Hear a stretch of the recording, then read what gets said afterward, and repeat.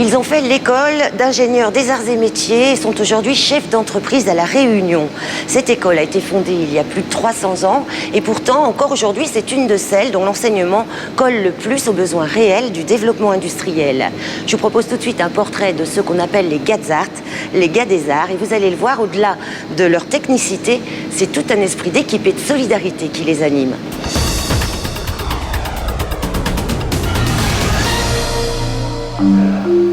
Dans chacun de ces tonneaux, 150 litres de rhum haut de gamme, des 10 ans d'âge et plus. Des fûts précieux comme celui-ci, il y en a 400 au chai de vieillissement de Rivière-du-Mât. Mais vu l'exiguïté du lieu, il a fallu inventer un moyen de stockage en hauteur. L'entreprise Protem a fourni la solution technique en s'inspirant de systèmes existants ailleurs. En particulier à Cognac, puisque c'est un endroit qui est assez réputé et qui utilise beaucoup de tonneaux. Le maximum qui avait été réalisé jusqu'alors, c'était 4 niveaux. Et en faisant des recherches, on était parti sur cette base-là. Et en approfondissant un peu les calculs, on s'est rendu compte qu'avec 5 niveaux, on était capable d'obtenir des résultats convenables. En plus de l'aspect charpente, il y avait tout cet aspect analyse et mise au point de l'appareil de levage qui était forcément lié au fait de leur proposer cette structure très haute. Cette machine, la voici. Un outil de levage de palettes conventionnel, adapté techniquement aux besoins du chai.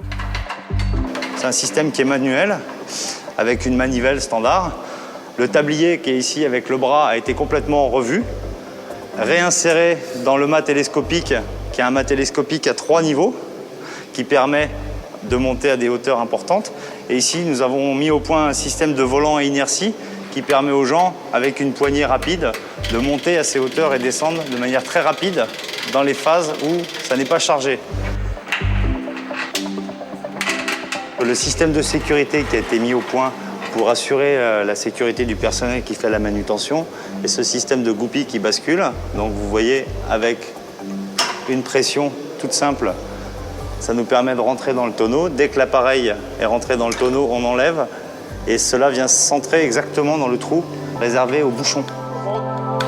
Concevoir, calculer, inventer. Les ingénieurs des arts et métiers sont des géotrouve-tout de haut niveau.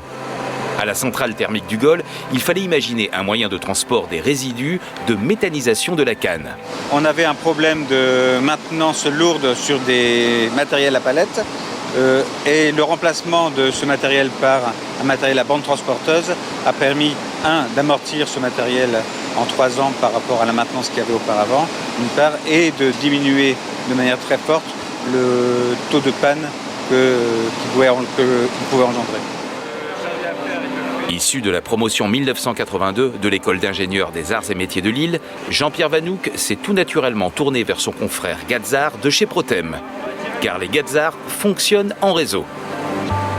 Les Gadzart à La Réunion travaillent beaucoup sur des endroits un peu divers. À Saint-Denis, on arrive à se retrouver un peu plus facilement, donc c'est plutôt à Saint-Denis qu'on arrive à se retrouver. Et effectivement, on arrive à essayer de se voir 2-3 fois par an. Ancien ingénieur chez EDF, aujourd'hui expert technique auprès des assurances, Jean-Claude Kowalski est président du groupe des Gadzart de La Réunion. Son rôle, faire vivre et activer le réseau localement. L'objectif du groupe, il en a plusieurs en fait, c'est effectivement de se retrouver entre personnes qui ont réalisé les mêmes études. C'est aussi de renseigner les parents réunionnais et les lycéens réunionnais sur les perspectives qu'ils ont à travers les arts des métiers, qui est une école spécifique qui répond aux besoins des zones ultra-périphériques. On se retrouve autour des tables pour faire de bons repas, mais on se retrouve aussi très très souvent à propos de problèmes à résoudre. Pour l'usine de méthanisation, classée zone à risque d'explosion, les ingénieurs de Protem ont dû déployer tout leur génie. Réseau de tuyauterie de transmission des fluides, raccordement de machinerie, tout a dû être conçu et fabriqué dans des délais réduits, en commençant par modéliser en 3D l'existant. Ces 10 cuves, plus ces 2 grands réservoirs qui ont été fabriqués l'année dernière. Donc c'est intégré au sein d'une usine qui a été complètement revampée. Donc le revamping, ça concerne la remise en question de tout le process industriel et puis qui, à terme, permet au client de produire mieux, améliorer ses rendements et remettre son installation au goût du jour. Diplômé en 1991, Henri Franck est passé par une classe préparatoire avant ses 3 années d'études à l'école d'ingénieurs des arts et métiers de Châlons. Sa spécialité, la mécanique structurelle et ses mouvements.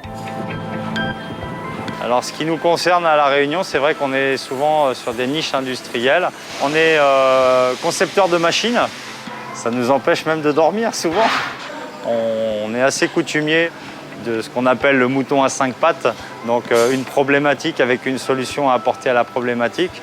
Le gros avantage, c'est d'être là comme des interlocuteurs privilégiés pour les clients qui le désirent. Il y a beaucoup de collaborations qui se sont développées, de confiance aussi qui se sont établies au cours des années, et surtout chez les gros industriels. Voilà. Si leurs compétences techniques sont vastes, ces ingénieurs s'appuient souvent sur leurs confrères pour trouver ou vérifier la solution la plus efficace à leurs recherches. Ils sont 32 000 membres de la Société des Gazards, dispersés dans 80 pays et couvrent de nombreux domaines d'activité. Henri Franck est le secrétaire du groupe de La Réunion. Il constitue une force d'information et de solidarité. Cette particularité permet à cette société qui est alimentée par les anciens, au bénéfice des jeunes, par exemple, d'offrir à ceux qui sont issus de familles peu fortunées des bourses d'études, qui permet à un jeune Gazard qui veut monter sa société de recevoir un prêt aidé de la Société des Anciens à des taux qui sont évidemment moindres que ceux du commerce, je dirais, et même quelquefois sans intérêt. Ceci a fait dire à certains que nous constituions une mafia. Mais la mafia, c'est quelque chose, c'est une organisation qui a des buts pas très avouables, alors que notre but à nous, c'est d'aider les jeunes qui sortent de la même école que nous, tout simplement, à rejoindre nos rangs, à démarrer dans la vie professionnelle. C'est quand même quelque chose qui n'est pas honteux. Selon une enquête datant de 2010, les diplômés des arts et métiers ont un fort taux d'employabilité. 33% ont une promesse d'embauche avant même d'obtenir leur diplôme. 70% trouvent un emploi dans les 2 mois suivant la fin de leurs études grâce à l'intelligence de ce réseau.